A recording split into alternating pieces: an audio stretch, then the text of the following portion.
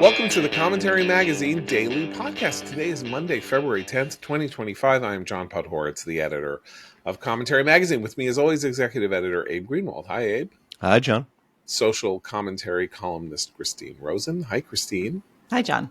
And Washington commentary columnist Matthew Cottonetti. Hi, Matt. Hi, John. America's holiday, America's monocultural event, the only one I think we still have, except for presidential elections. Super Bowl took place last night.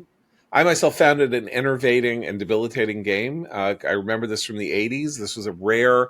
These games have been good for the last 10 years. This one, of course, was terrible because the Eagles just totally dominated. And by the end of the second half, you sort of had this sense of kind of a runaway train. And unless you were an Eagles fan. I loved this game. Really? And I am not an Eagles fan. Why? But I am a Chiefs hater. Okay. I crossed that line this year.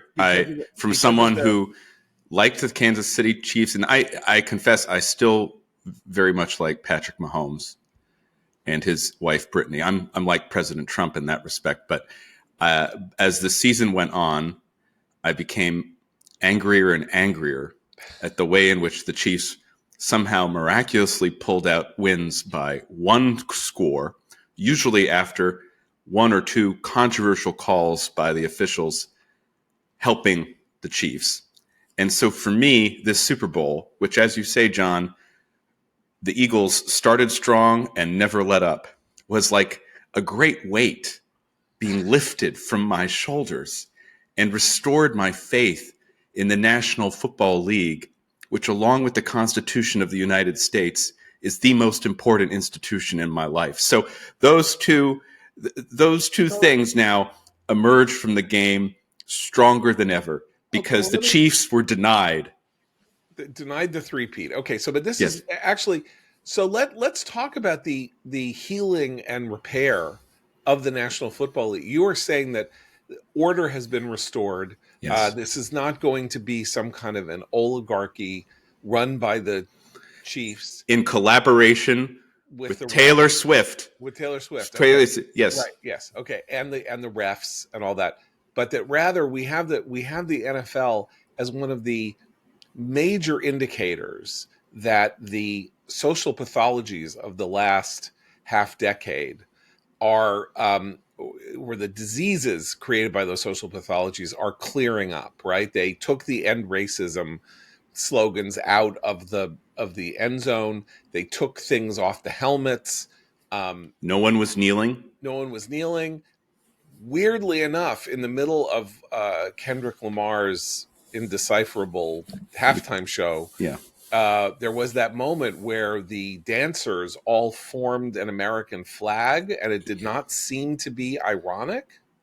My jury is still out on that one. I didn't understand a word he was saying. We also have, Kristen, go ahead. No, I was just going to say to the Kendrick Lamar halftime show. I didn't watch the entire game, although I completely agree with Matt's take on the transformative power of now seeing the Chiefs fail. But the Kendrick Lamar he sang the most famous diss track popular right now, which struck me as being the perfect thing in our current timeline. Literally a diss track, but I appreciated a couple of things. The president actually having an active role in this major cultural event again. He did the pre-game interview with Brett Baer. He was there waving from the box. He got a big cheer. It was actually nice to see a president doing that thing, which we have had 4 years of a president just running away in terror from any sort of media spotlight. So that was kind of reassuring, even though I too was slightly baffled by the halftime show. Some of the commercials were better too. Except for the Nike one, which they had this weird There was that there was a restorative quality to some of the commercials also because the wokeness was gone. It's been 4 years of wokeness, and the only wokeness that was present was an African American girl in 2025 would beat a jock from 1985 in flag football if they magically ended up in the same timeline, right? That was a weird Nike. So instead of there being trans men, well, at least they were female athletes. On the they were female athletes, but the amount of wokeness was gone. I think there is a reason to be disappointed, extremely disappointed in the in the deracination or the de-ethnification of the ad that was intended to be the statement against anti-Semitism. Yeah, that was odd. Tom Brady and Snoop Dogg fake yelling at each other, and then it's like, we don't hate, which is really not what stand up to anti-Semitism is supposed to be which about. sponsors the ad. Jews. Yeah, it's at the card at the title. I'm shocked. I confess I missed all this 'cause I didn't watch, but I mean, Snoop Dogg's a defender of Farrakhan. Well, that's maybe why they. Who knows? It's bad. But Abe, you did watch the halftime show. Yes. Yeah. Are we right? But I might as well not have because it was completely indecipherable to me on every level. But to talk about Trump, so it is time for me to deliver my daily report on Matt's and my least favorite recording podcast. This podcast is really a commentary on that other podcast. Yes, the NPR Up First podcast, where Jean-Baptiste is very poorly singing the national anthem, playing the piano beautifully, but really a very odd choice in the sense that he's not really a singer, and it wasn't really well sung. But of course, they're playing along, and then the Jumbotron in the stadium flashes to Trump. So I've now watched the clip and listened to what happened. So the Jumbotron flashes on Trump, and there is a huge ovation. It's a roar in the stadium.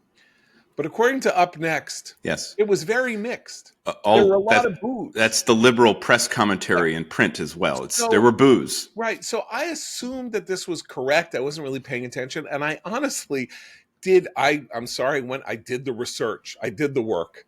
And I listened 3 or 4 times, and I heard on YouTube, I heard no boos. I heard a roar of enthusiasm for Trump, which, I mean, anyway, it doesn't really matter. Well, it may have been the reporters booing. Right, maybe that's what they are writing about. Yeah, right. But I've listened to it multiple times as well, and it's not necessarily a huge cheer. It's a fascinating sound. It's just this roar, right. Yeah. It's acclamation in a way, but which is, I think, even larger than him. It was just like, as Christine was saying, for this event, as you say, right, the only other comparable event that unifies all Americans is probably Thanksgiving now. And the 4th of July, but to some extent. But the Super Bowl is so much larger. I mean, 2/3 of the country watch it.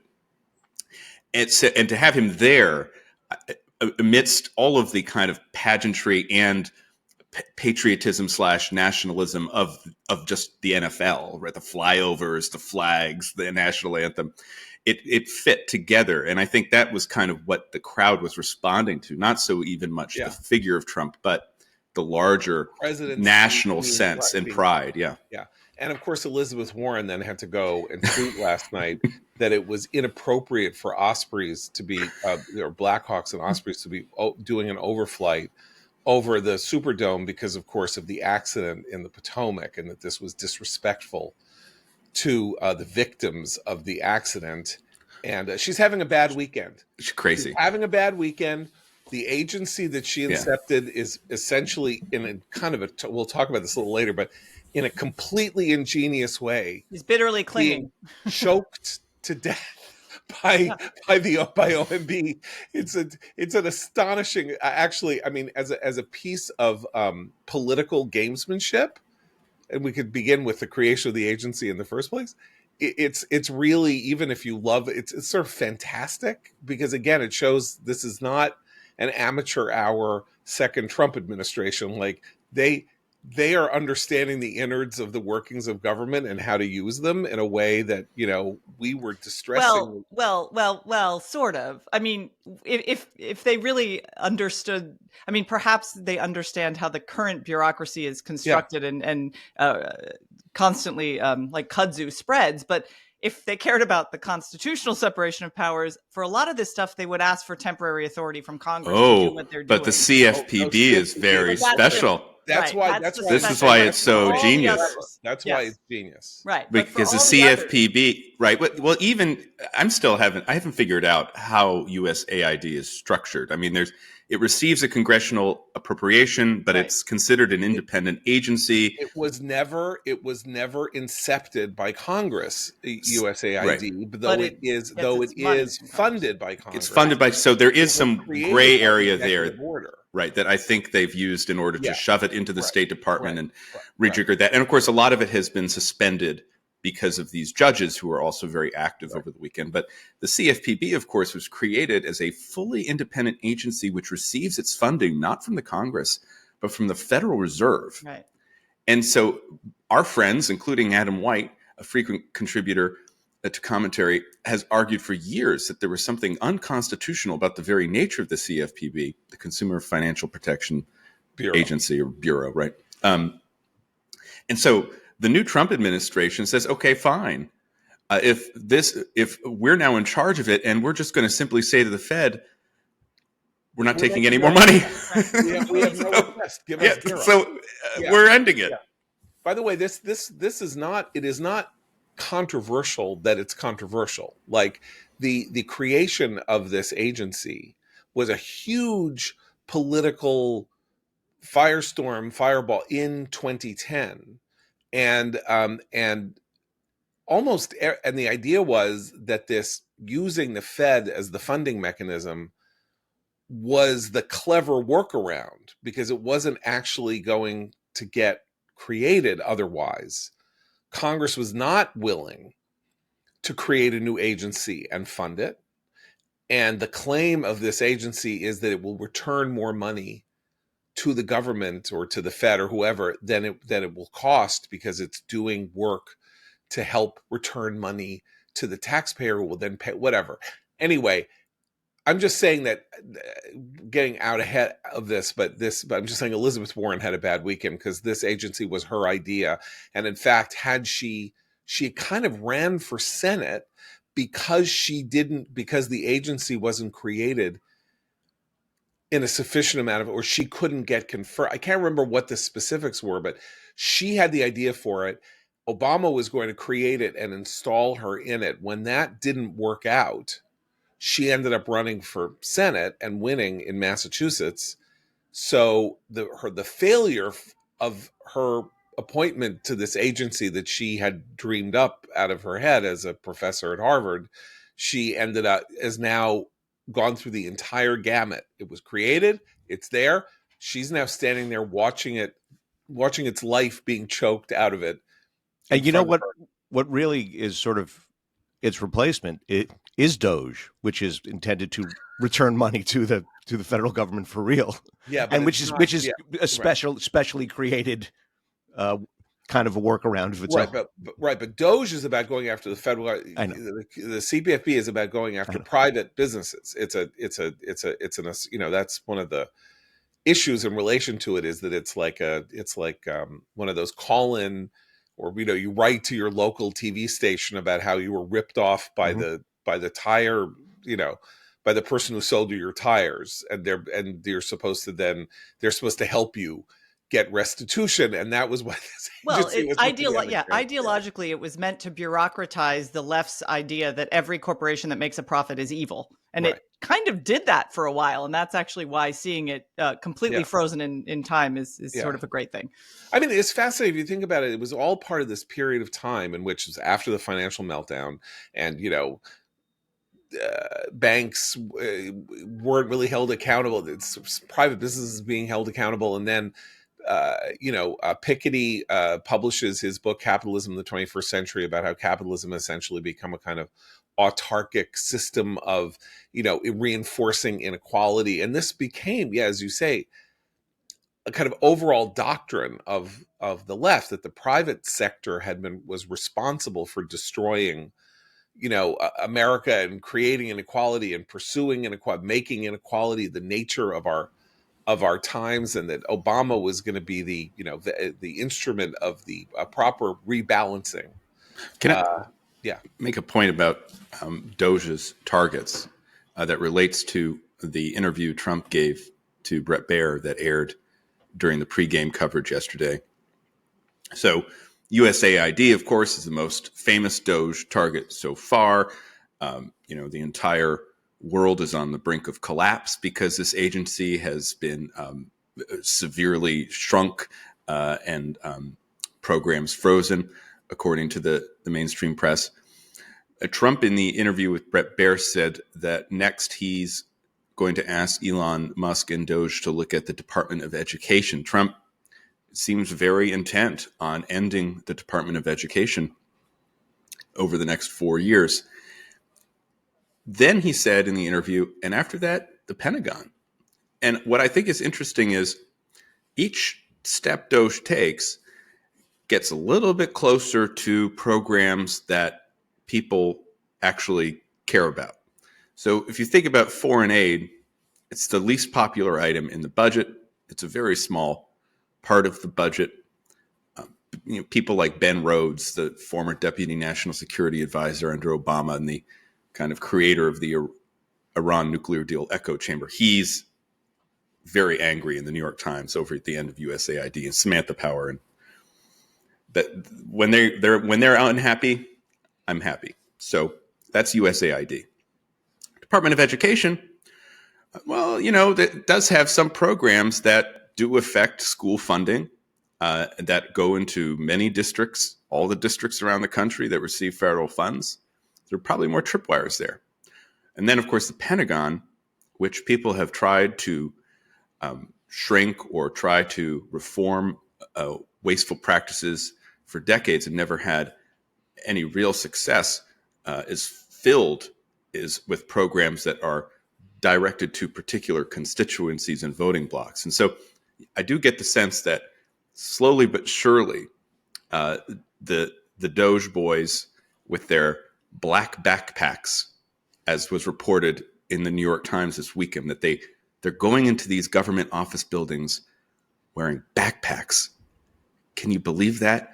But the closer they get to programs upon which actual voting blocks depend, I think the more peril they enter. Well, this is an important point. There was a preview of this a bit with the NIH funding, the overhead, the amount of overhead that universities are taking from these federal grants for research in science. In Alabama, University of Alabama, Birmingham is the state's largest employer. They get a lot of NIH money.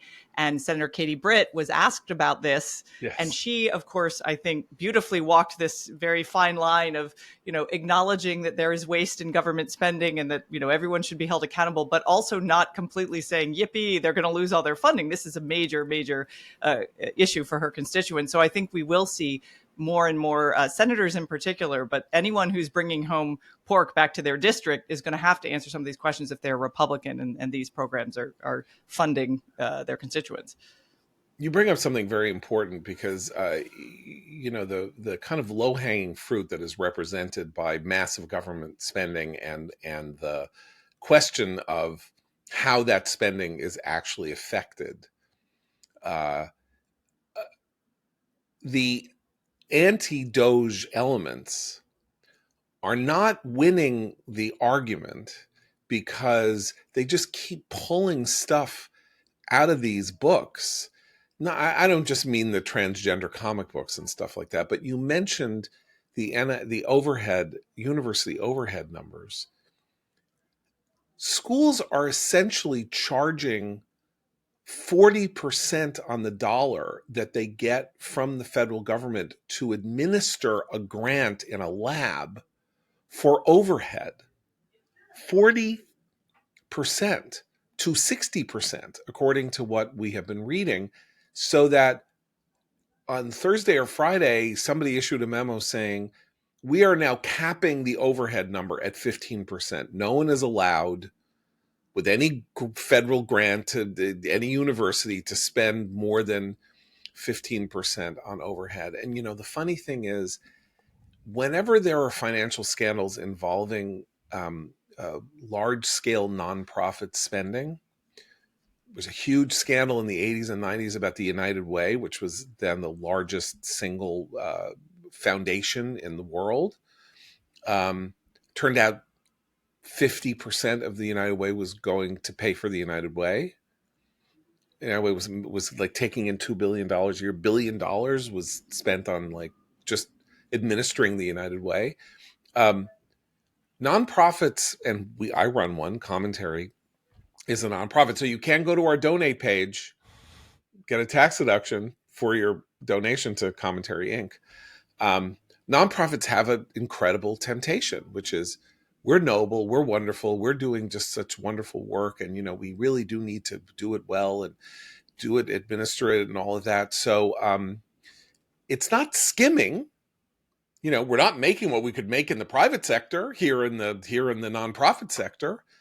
And then when things come to light, or there's a disgruntled employee at a foundation or something like that, and then it turns out that massive amounts of money that people are giving for the purpose of helping the poor are going to corporate retreats at Sanibel Island for the leadership of the United Way, for the leadership of something. And that this is now, it turns out that this incredible relationship between the federal government and universities in terms of funding mechanisms, particularly from health, but others as well, have just been going to pour money down the gullets of universities, a lot of which have their own nonprofit endowments to begin with. And these buildings are already built. They're not talking about building a lab. Equipment's all the way to there. It's fascinating, because then you get the outrage, right? You get the how dare they? We're trying to cure cancer over here, and it's like, really, you're trying to cure cancer, and the university is taking 50% of the money for the clinical trial. That's why the anti-Doge side can only argue on the broadest level. They can only say, "Oh my God, they're going to destroy."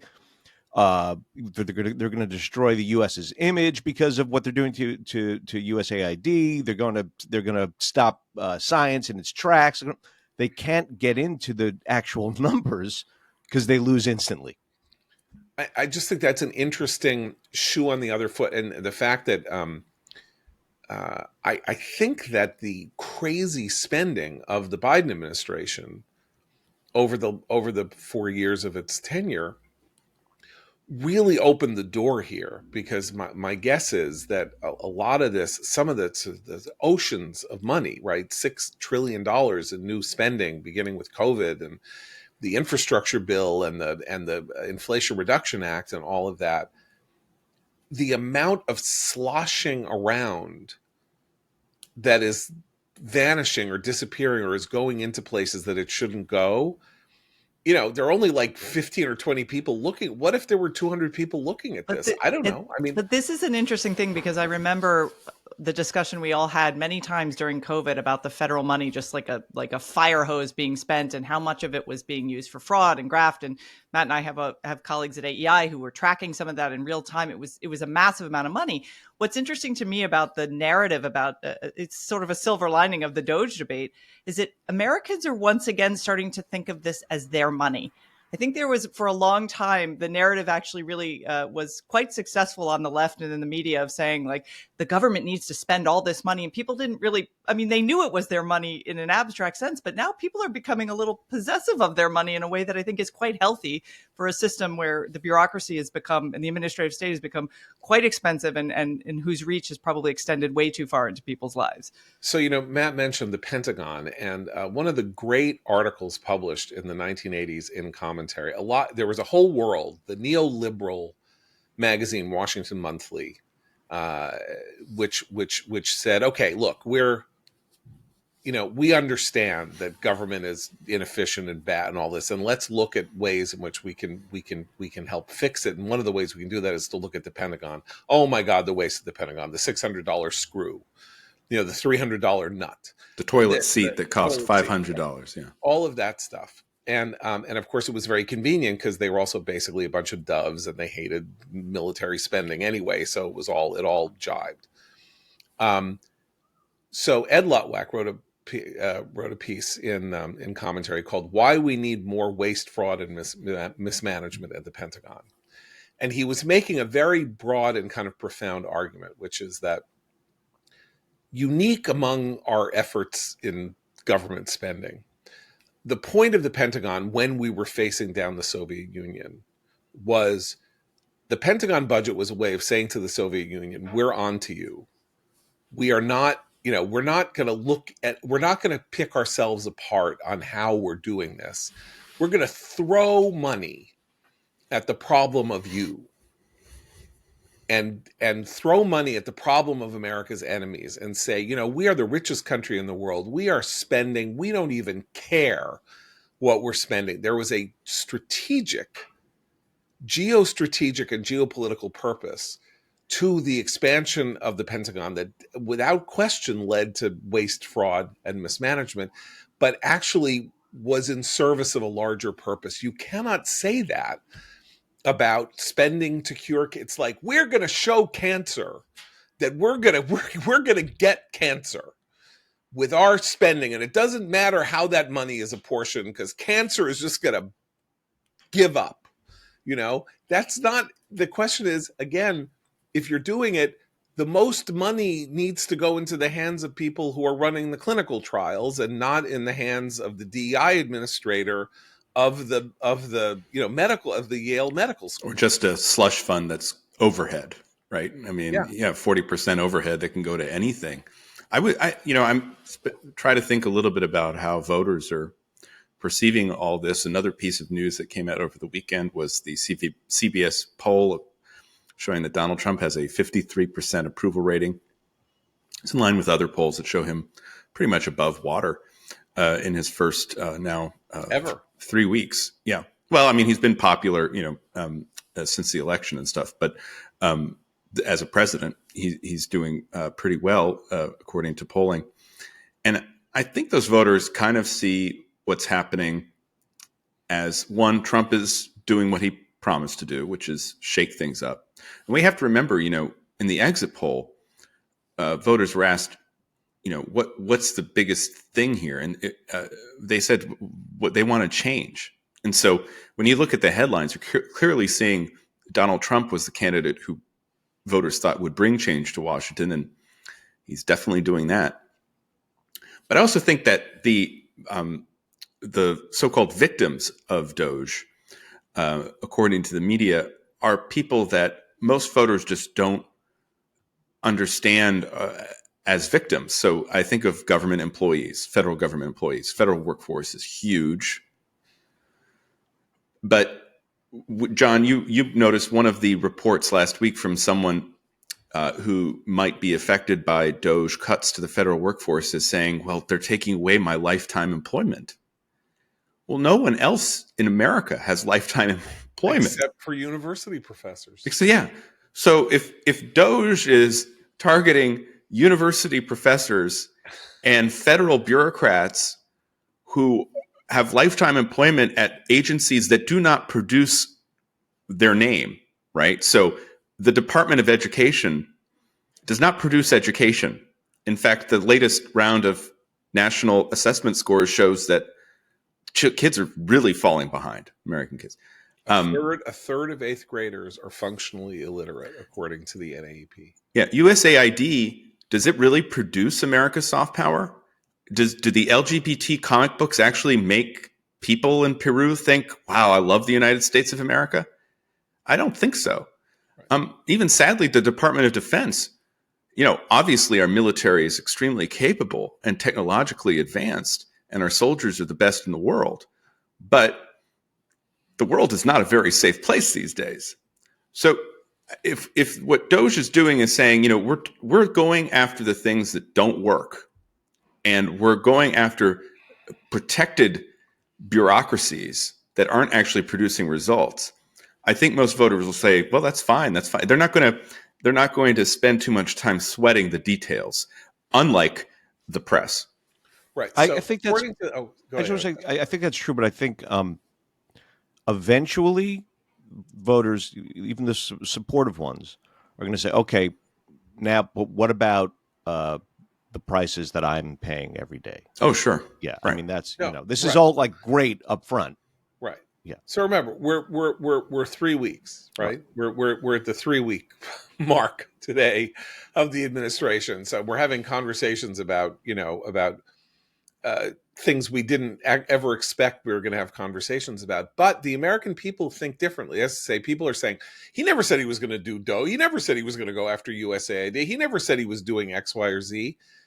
But according to the CBS poll, which is very interesting, Trump and his campaign promises, is he doing what he promised or different from what he promised? 70% say that Trump is doing what he promised. 30% say different. Now, remember, he's got a 53-47 approval rating.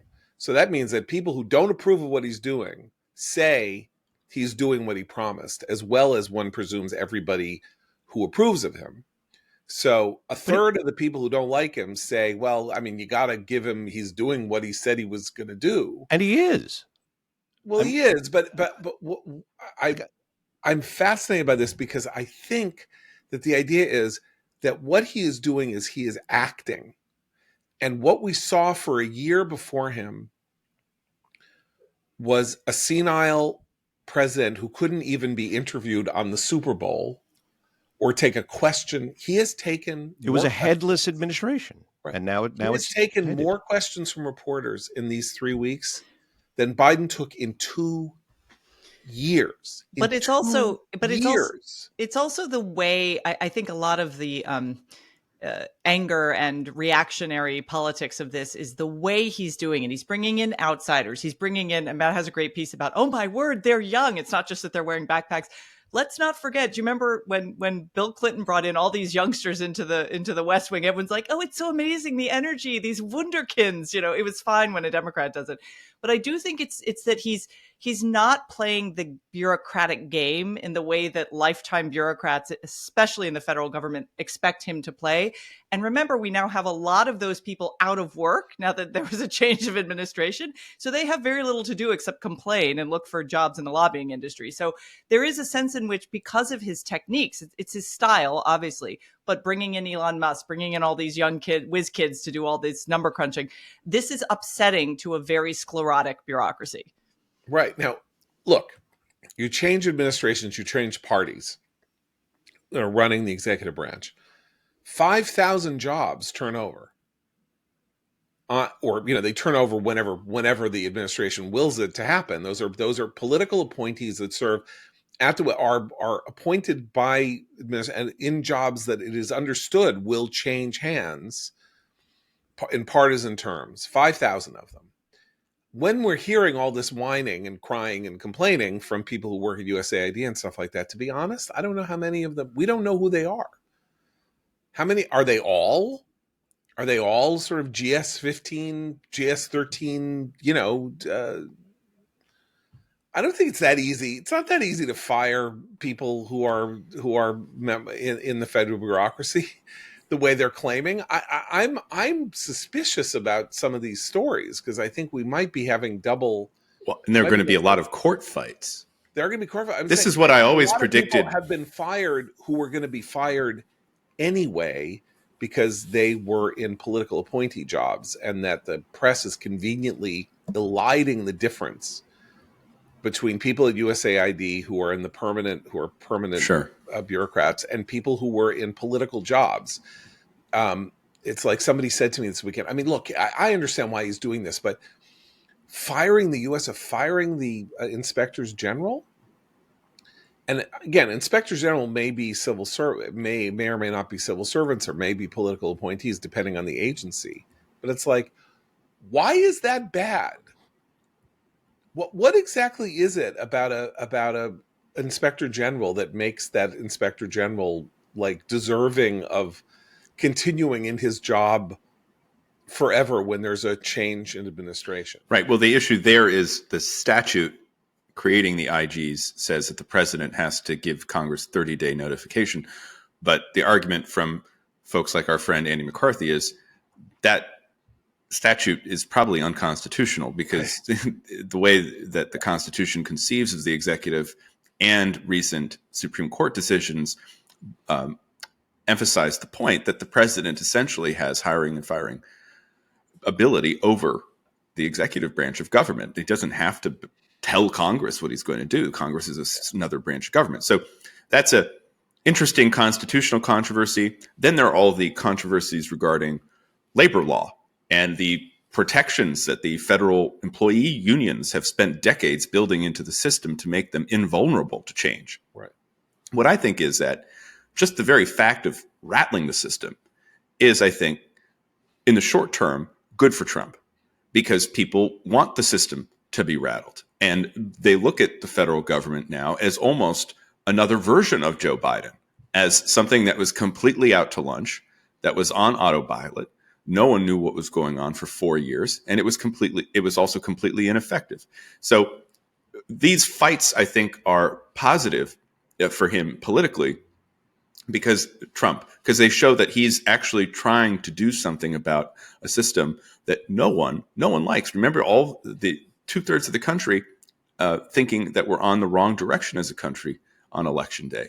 So showing that he's going to set a different direction, even if we're unclear how things will settle at the end of this, is a good move in my view. I mean, look, 50% of the country voted for him. He has gone into office, supercharged, doing all kinds of stuff, making announcements every day, saying, there's a new sheriff in town. We're doing things differently. We're dismantling regimes that were constructed out of whole cloth during COVID and after George Floyd and all of that. They put them on you, DEI, gender, all that. That's gone. Like they insisted on it. We're just taking it away. That is what 50%. That's when people voted for him. It's not that they necessarily voted on trans or they voted on DEI or they voted on this isn't working.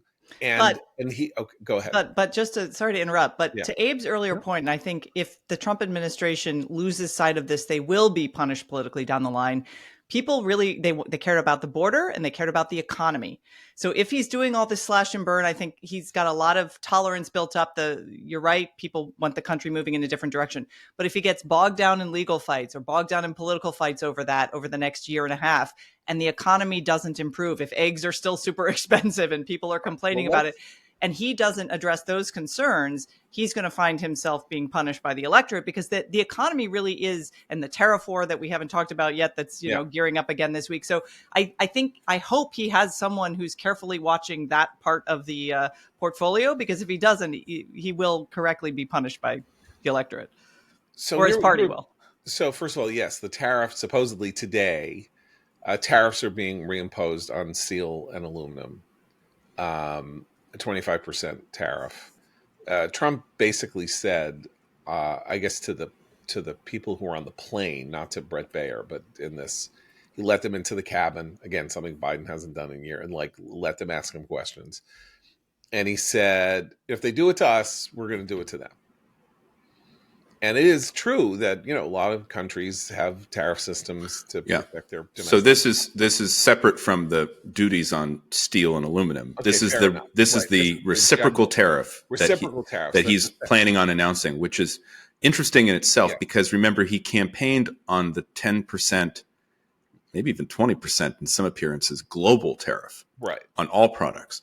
Now what he's saying is America will impose a duty that is the equivalent of what another country imposes on American products. And in a way, that's, Scott Bessent, our Treasury Secretary, would say that's more strategic than just the 20% global tariff. Right? It's like for tat for Trump. But and also, steel and aluminum. Again, I'm opposed to tariffs. I mean, we could have a long conversation about why tariffs are bad and why tariffs, looking back to the 19th century when this federal government was, tiny and could be paid for by tariffs, is ridiculous, because look at the federal government now, all of that. But, steel and aluminum, those tariffs have been on and off and on and off and on and off for 40 years. And Republican and Democratic administrations alike have imposed, reimposed, taken back, put them back on based on domestic political considerations. There's a huge issue involving, right now, this whole question of U.S. Steel and Nippon Steel buying U.S. Steel.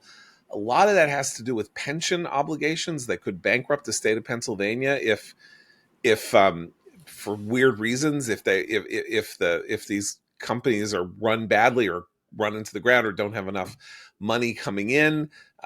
You had Republican administrations like the free trading Bush administration supporting tariffs in 2002 on steel because they wanted to do well in the 2002 senatorial elections, stuff like that. So this is very much an ongoing political football. Trump has not incepted it. The global tariff, also the praise of tariffs. It has been a long time since anybody praised a tariff. The idea was they're necessary as a, if they do it to us, we should do it to them. They're a necessary evil or something like that. He's like, they're great. This is fantastic. It's his favorite word.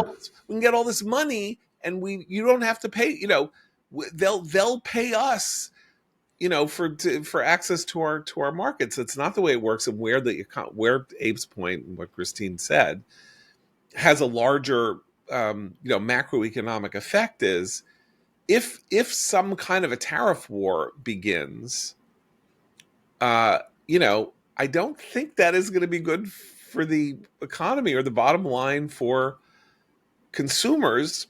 Trump himself said there might be a little pain. I do think that the fact that Trump is really the only person on the stage right now is distorting our view of the policy debate, because Trump is commanding, he's producing, everything is a new show, a new press availability. Only in the past weekend have we seen the courts finally begin to gear up. So the courts will be the brake on Trump as they were in the first term. But that will take time. All that takes time, even if they do, expedited review up to the Supreme Court on some of these cases.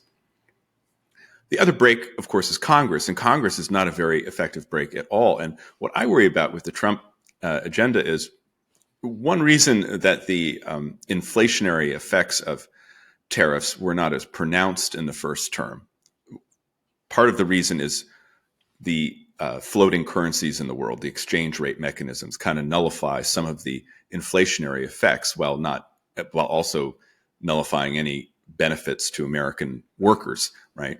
But the other reason that the tariffs were not as inflationary as many people thought in the first term was Trump had major supply side reforms in energy and taxes. Well, we need Congress to do those major supply side reforms. Congress is responsible for the tax code. Trump can't rewrite the tax code on his own.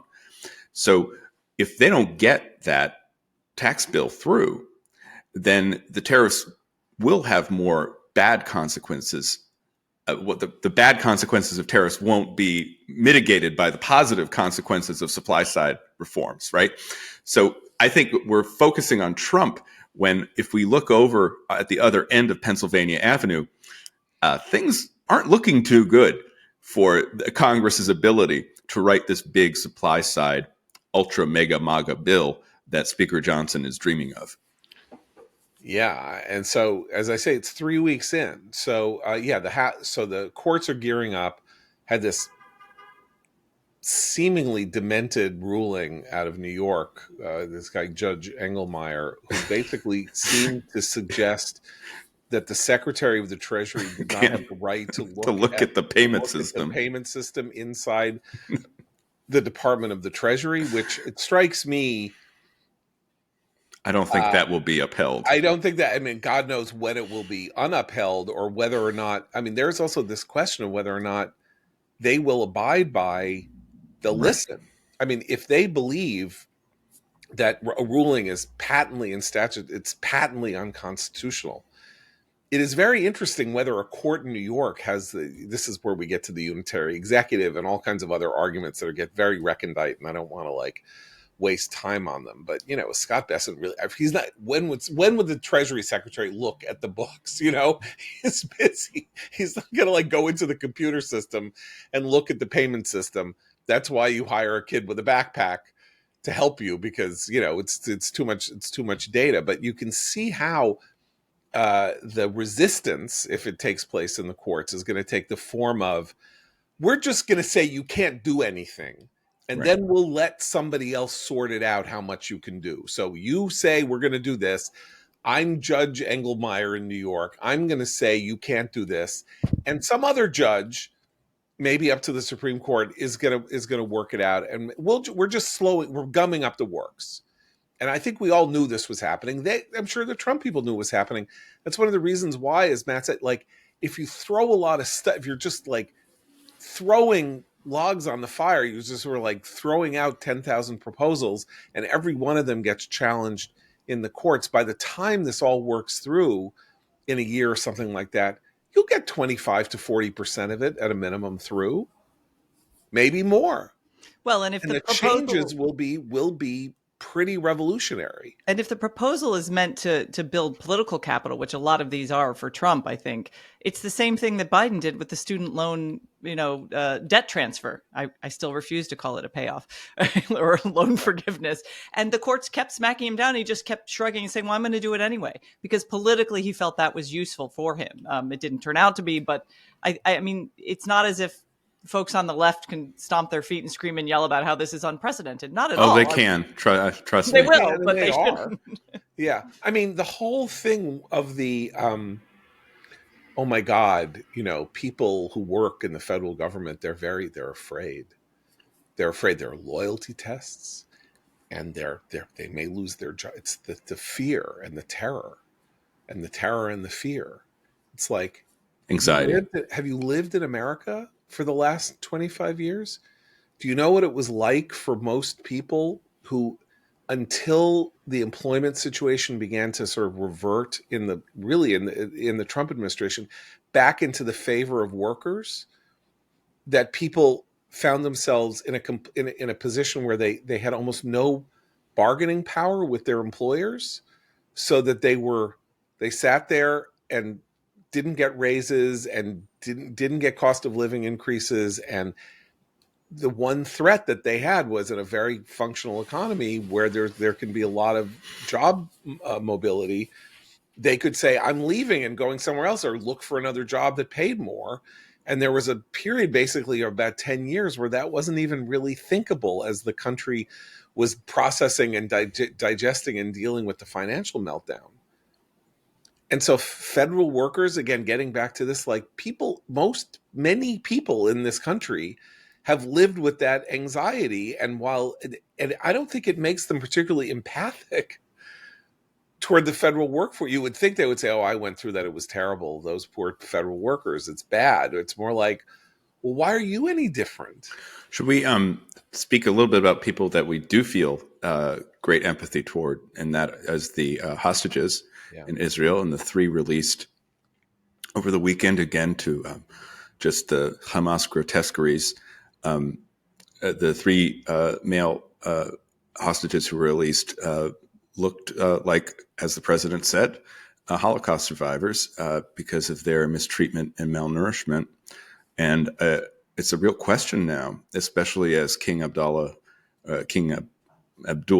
of Jordan is visiting the president later this week, what the future of this ceasefire looks like. Israel has left the Netzarim corridor, the highway bisecting the Gaza Strip that Israel has used as kind of a military base throughout the war. But the future of this agreement is very unclear, especially when we see that Hamas is really mistreating these captives brutally. And just finally, if there's one thing maybe we can help defund or sick Doge on, where's the International Red Cross? It's just disgusting that they've been completely absent this entire conflict. They haven't done a single thing to check in on these hostages. They haven't lobbied for them. And we see these 3 released who just look just terrible.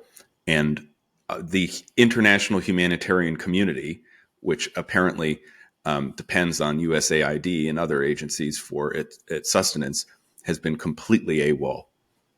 And everything about both their treatment, as we see from their horrible condition, and their use as tools of propaganda by Hamas upon their release are both war crimes. I mean, so the crowd that's always wants to talk war crimes, again, totally silent. But I agree with Matt. The International Red Cross is not an organization that should receive another penny from a freedom-loving person on this earth until it's investigated as to why it basically served as a handmaiden for Hamas rather than as an independent organization meant to help, with the release of hostages. So Seth Mandel has a post-up commentary now where he notes that in the recent handoff, there's an image of the International Red Cross worker shaking hands with a Hamas member, which tells you everything.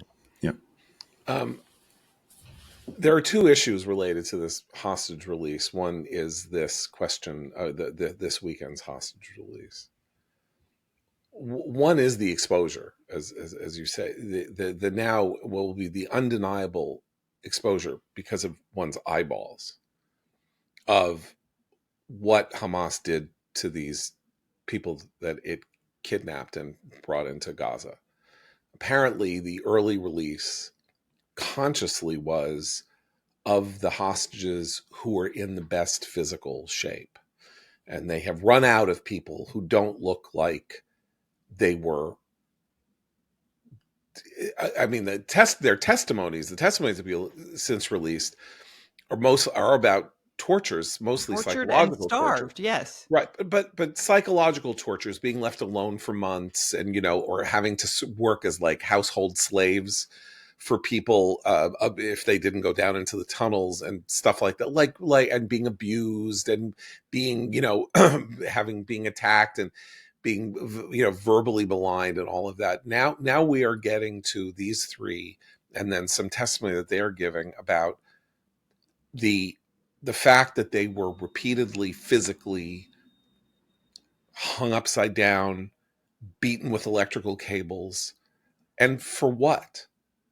For what reason? They're not military people, right? They're men of military age, or they went through the Israeli military or something like that. There's no useful information to be gleaned from them through torture. They were being tortured to torture them. And the idea that people are now getting their minds around is that as another, I don't know how many more are supposed to come out. I can't remember what the number is now, 14 or something like that. They've reached the limit of people who do not look as though they were basically put through a death camp. Well, they only fed them. They said one of the things they said is that they were only fed in the week or so leading up to their release, because otherwise they didn't have the ability to stand. They were in such a weakened and terrible state. Right. So that then gets to the question of how Israel itself and the Israeli body politic are going to react. Trump is the first public reaction that we have seen that was interesting and commonsensical. Like he basically said, I don't know how much more we can take. This is what they look like. I don't know how much more we can take. And I don't know what that means. As with him always, it's a kind of very vague thing to say. It's like saying we're going to unleash hell on you. Whatever, it could mean anything.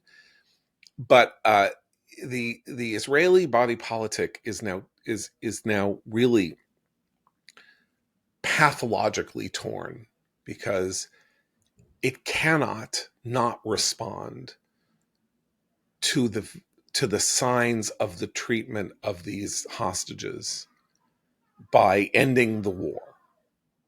That would be to grant Hamas and the world of anti-Semites and the world of Israel hate and all that a weird psychological victory, that even though they were beaten and defeated and Gaza is in ruins and all of that Israel gave up the ghost because it needed to get the rest of the hostages back, and it's going to just stop fighting and it's going to give in. There are 76 hostages left. So, and they cannot not respond. The Jewish people got a state so that this would not happen. They need, at least for deterrence purposes, to make sure that this sort of secondary effect of the war, the fact that Jews are being kept in underground concentration camps, beaten and starved and killed, is not responded, so that people don't do it again, so that no one goes into tries to do it again without having 2,000-pound bombs dropped on them. And yet the idea of the condition of the hostages who are still there as being so unimaginably dreadful, there is this emotional pressure to say we have to get them out by any means necessary. We have to get, I mean, we can't just let them die there. We cannot just let them be tortured to death there. We have to do something, and there's nothing that they can do except stop the war. And so Israel is going through a very dark night of the soul, because the innate contradiction of the bring them home now, and there is this evil that has been unleashed against the Jewish people that must be extirpated, are now really directly, the conflict is now inescapable. You probably can't have one without the other. You probably can't say we need to win this war and destroy Hamas and do this without an understanding that that probably means that the rest of the hostages after the first phase is over are not going to be rescued or not going to be released. And it's unbearable, but they have to bear it. They have to bear it, or they. So I don't actually know where this goes. This deal was the last possible step on a third path. And unless somehow Trump gets the Gutteries or something like that to get Hamas to come out of the tunnels and surrender, and release all the hostages before the second phase, which starts in another 2 weeks or 3 weeks or something like that, either the war is going to have to start, or Israel is going to have been at war for 16 or 17 months and will not have conclusively won the war, and will have granted some kind of weird victory to those who, think that it's open season on the Jews. I just don't see the latter scenario happening. It could. I think the war restarts. Well, I mean, the politics in Israel are immensely complicated and have been made more interesting in an odd way by Trump's proposal for Gaza. Itamar Ben-Gvir, who is the far right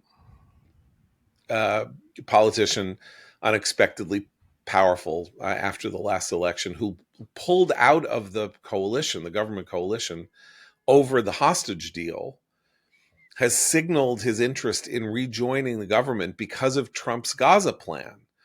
Not because he wants Gaza reconstructed, because he loves the idea of the mass population transfer of Palestinians to lands far away from Israel. So there's a lot of different levers here, but Bibi's own coalition, the governing coalition, wants to restart the war. They also want the hostages home. It's like, not that anybody doesn't want the hostages home. So, and there is this psychotic idea on the Israeli left that Bibi doesn't really want the hostages home, or he could get them home if he just, snapped his fingers. But the only way to get them home to snap their fingers is to stop the war. And what's funny about the Israeli left is that they're not saying stop the war. They're just saying it's all Bibi's fault. So, which is convenient. It's a convenient way to deal with an intolerable, political and moral and spiritual and situation. But, God knows what next weekend will look like, if that's what this weekend looked like. And these stories are going to start emerging. They've been emerging sort of piecemeal about what it's been like. And then, of course, the most nightmarish thing was that they let that guy say, "I can't wait to be reunited with my wife and children," without knowing. It was allowed to stay while he was standing there, and then had to be told when he emerged into Israeli custody that his wife and children had been murdered on October 7th. One of the other people said, "How's Hirsch? Is Hirsch out? How's Hirsch doing?" That's Hirsch Goldberg Poland, who was one of the Americans, 6 who were killed as a rescue attempt was approaching them in the tunnels. So he then had to be told that Hirsch was dead. I mean, the torment, is just is just sort of unimaginable. And then you have at the Super Bowl somebody at the Superdome let a guy in with a flag who ran around during Kendrick Lamar's number, ran across the field with a Palestinian Gaza flag.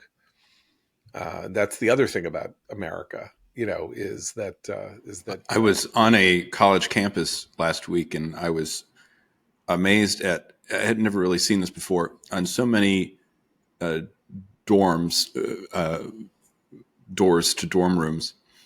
You would see the Palestinian flag next to the trans flag, and so this is, of course, a perfect representation of what has been called the omni cause, just the full spectrum opposition to Israel, America, and Western civilization, but the ability to reconcile these two completely different things, or at least from my, bougie perspective, Hamas and LGBT rights do not go together, but for somehow in the imagination of the modern left and the young left in particular, they do. Important point to be made about the CBS poll, if I could just share it, because of course what we've gone through over the last 16 months on college campuses and seeing this disgusting, disreputable evil supported and praised and buildings occupied and encampments and everything like that.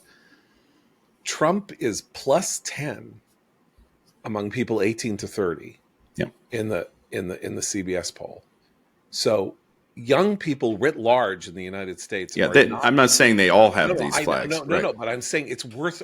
I was. But anti-Semitism also on the rise among the young in the United States, which is worrisome.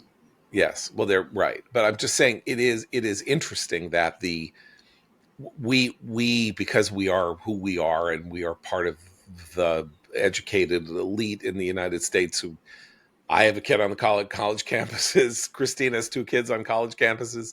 Right now, it's like it's impossible not to focus on that because that's the amniotic fluid in which we bathed. But as I say, if 10% of the people, the youngest voting demographic in the country, are more supportive of Trump than the people who are the next age up, that's pretty interesting, and it's worth remembering that what we see on the campuses. Remember, only 32% of people graduate from college, from a 4-year college or something like that, is not the young. Like, this has been a mistake that everybody has been making since the 60s. And I feel like I make it myself, and it's not accurate to the true depiction of what people actually believe and think.